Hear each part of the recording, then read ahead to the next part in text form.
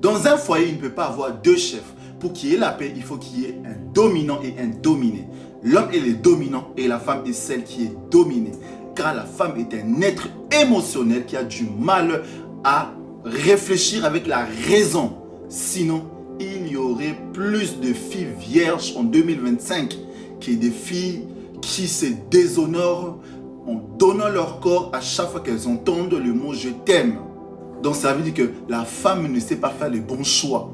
Elle fait toujours le choix avec ses émotions, alors qu'il faut faire le choix avec la raison. Bonsoir frères et sœurs, j'espère que vous allez bien. Moi c'est le prophète Adonai. Écoutez, une femme est très émotionnelle, au point où elle a du mal à prendre des décisions rationnelles. Tout comme Ève dans le jardin d'Éden, elle n'avait pas pris une décision rationnelle, mais émotionnelle. Ce qui avait causé la malédiction dans l'humanité. C'est pourquoi l'homme est le chef qui conduit sa famille et la femme est soumise à la vision de l'homme. La femme n'a pas le droit d'utiliser une attitude de colère pour se faire entendre. Elle doit rester et demeurer soumise. Comment tu es avec Dieu? C'est ainsi que tu dois être avec ton mari.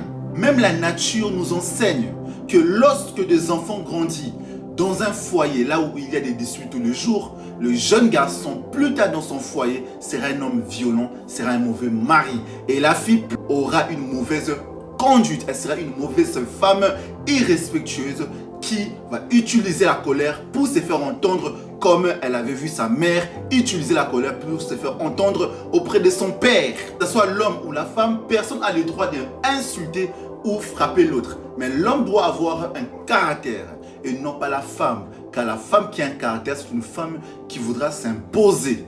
Ce qui veut dire qu'elle annule en elle la soumission. Mais l'homme doit avoir un caractère pour le bien-être de la femme. Vu que c'est un être émotionnel qui a du mal à prendre des décisions rationnelles, le caractère de l'homme va l'aider à prendre des décisions rationnelles. Pareil pour les enfants. Le caractère d'un homme est bien pour l'éducation des enfants. Car les enfants qui grandissent dans une famille, là où il y a absence de père, les garçons plus tard dans son foyer n'aura pas de repère. Donc il sera un mauvais mari. Et la fille plus tard dans son foyer, elle sera sans éducation. Elle ne saura pas comment se comporter, ni comment comprendre l'homme, ni comment obéir l'homme. Du coup, elle va détruire son foyer.